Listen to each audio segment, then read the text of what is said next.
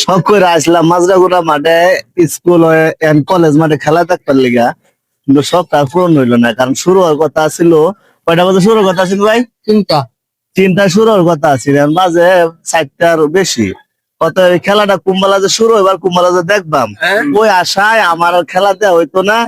কথায় আছে না, ওই যে কবি নজরুল যে এখানে রবীন্দ্রনাথ কইছে, কবি নজরুল রে, হ্যাঁ, যদি তোর ডাক শুনে কেউ না আসে তবে একলা চলো রে। এখন আমি এখানে একলাই খেলি গা, কারণ এই খেলা দেখা আমার সময় হইতো না।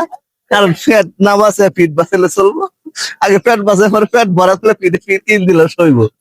দোকান বাদ দেয়া খেলা দেওয়া বুঝতো না। অনেক স্বপ্ন ছিল যে খেলাটা দেখবাম, কিন্তু তার দেখা হইলো না। দেখেন দর্শকের অভাব নাই, এই যে দর্শক চারিদিকে খালি দর্শক আর দর্শক।